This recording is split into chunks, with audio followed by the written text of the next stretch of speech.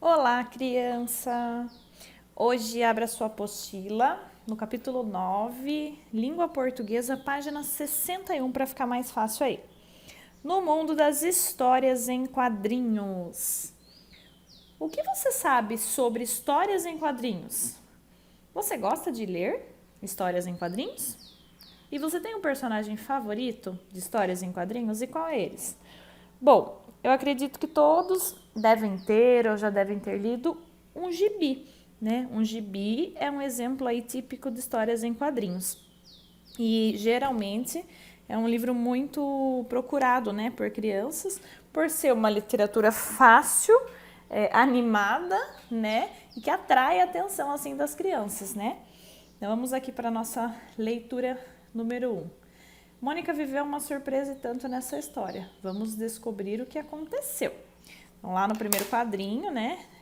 O legal, gente, da história em quadrinho é que a gente não precisa de muito texto, né? As imagens falam por si. Então, é um gênero textual muito fácil para a criança, porque você observa a imagem e você já consegue entender o que está acontecendo. Então, até mesmo uma criança que ainda não é alfabetizada, muitas vezes consegue entender uma história em quadrinhos por causa dessa facilidade aí com as imagens, né? Então, um Cascão pulando na água, né? Ali de sunguinha rosa e a Mônica grita: "Não acredito!" E aí, tibum, né? Caiu ali na água. Humberto, poxa, como você tava sujinho? Então, ali ela levou uma surpresa, né? Na primeira imagem, ela acha que é o Cascão que tá pulando ali na água, então ela fica extremamente surpresa. E depois ela descobre que, na verdade, não era o Cascão, era o Humberto, né? Então, vamos lá. Estudando o texto. Olha que interessante. De texto mesmo, é muito pouco, né? É mais imagens que falam com a gente, mas mesmo assim, histórias em quadrinhos continua sendo um gênero textual, tá, gente? Vamos lá. Qual o objetivo de uma história em quadrinhos? Aí você vai assinalar a correta. Ensinar algo para o público, informar ou divertir o leitor? 2. Em quais veículos de comunicação podemos encontrar as histórias em quadrinhos? 3. Assinale os personagens que aparecem nas histórias em quadrinhos que você acabou de conhecer. Então, ali tem o nome de 6 personagens, você vai assinalar os que aparecem de fato, tá bom? E aí a gente vai rever aqui no 4 o quadro. Vamos rever o quadro aqui. E então responder. O que representa a expressão da Mônica? Medo, surpresa, espanto ou tristeza? Página 63. O que causou essa reação nela? Então, baseado na que você assinalou anteriormente, você vai descrever aqui com as suas palavras o que causou essa reação nela. C. Explique as características do personagem Cascão que fizeram a Mônica ter essa reação. Então, você vai explicar ali por que ela achou que Humberto era o Cascão e tudo mais. D. Circule o emoji que representa o sentimento que Mônica teve ao achar ter visto o Cascão nadando. Então, também baseado lá na sua A da página 62, lá na sua A da 4, você vai circular o emoji aqui. E. Releia o balão que fala da personagem Mônica. Vamos lá, o que fala aqui? Não acredito, né? O que indica a repetição do ponto de exclamação no final da frase dita pela Mônica? Por que você acha que tem um ponto de exclamação ali? Aliás, 2 pontos de exclamação. 5. Agora reveja o segundo quadro. Vamos lá, o segundo quadro é esse aqui, tá? É possível identificar o que aconteceu apenas por meio da onomatopeia? Explique.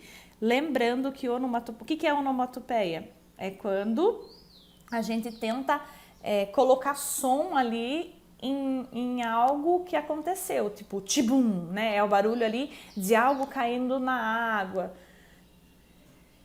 6. Para você, a história em quadrinhos é engraçada? E por quê?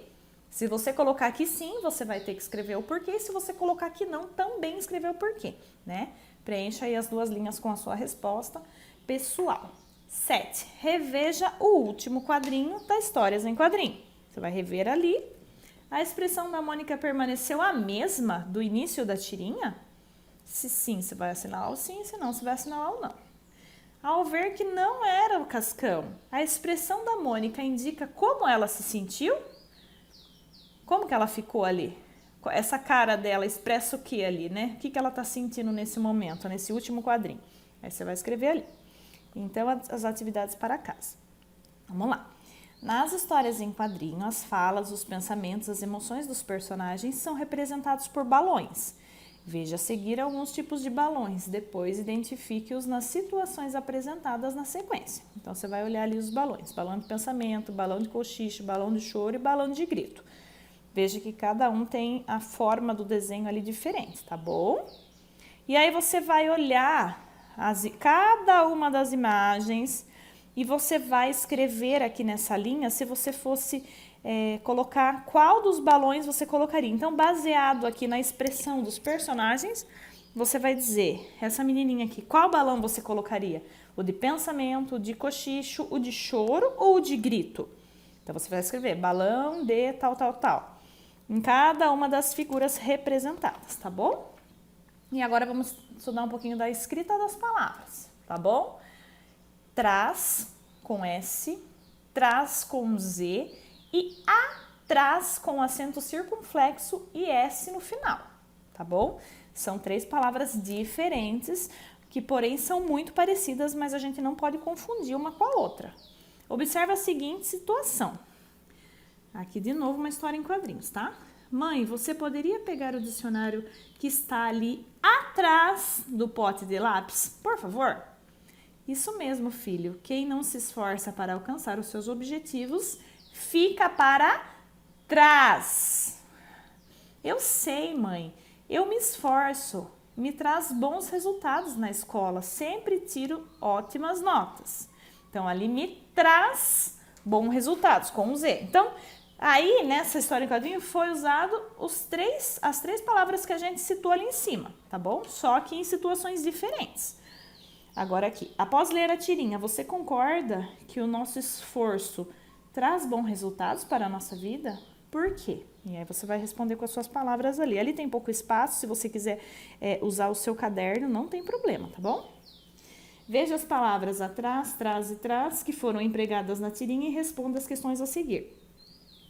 A. Qual delas você acha que foi empregado para indicar uma ação, ou seja, que é um verbo? Qual delas ali? E aí você vai colocar aí. Qual dessas palavras indica lugar?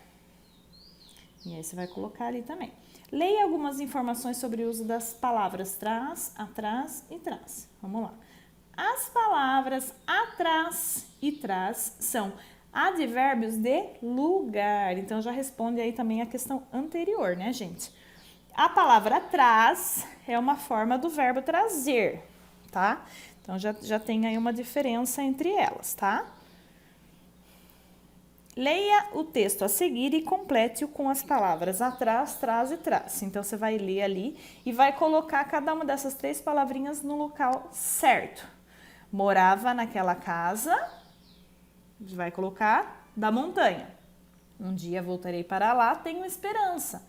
Nunca deixarei para as lembranças que minha mente desse lugar, pontinho de exclamação ali, tá? Então, você vai preencher ali cada uma no seu lugar certo. Veja as imagens a seguir e escreva uma frase para cada empregando as palavras atrás, trás ou trás. Então, você vai olhar a imagem e vai escrever a frase, tá bom? Uma frase usando cada uma dessas palavrinhas. Uma frase você vai usar o atrás, uma você vai usar o trás com S e uma o trás com Z, certo? Cada uma das imagens aqui, você vai criar uma frase. E, enfim, aqui na nossa página 68, atividades para casa. Complete as frases com trás com S, trás com Z e atrás. Mesma coisa que a gente fez ali nessa atividade, só que aqui são frases, não um texto, tá bom? A mesma coisa. 1, você vai completar ali. 2, leia a tirinha a seguir. Meu pai finalmente bateu as botas E quando foi isso? Hoje. Entendi. E ele estava doente? Não. Risque, ele está anotando ali, né? Elas que estavam sujas de areia. E aí ele mostra as botas. Qual a expressão popular? Você leu na tirinha acima? Qual que é a expressão popular, então? O que significa a expressão?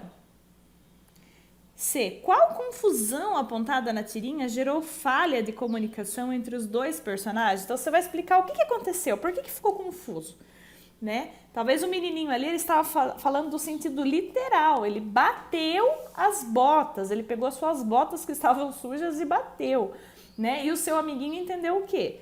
Que o pai tinha batido as botas. O que é bater as botas? É uma expressão popular que significa foi embora, né? Talvez até morreu. Então, por isso gerou essa confusão. Então, ali na C, você vai escrever com as suas palavras o que gerou essa confusão.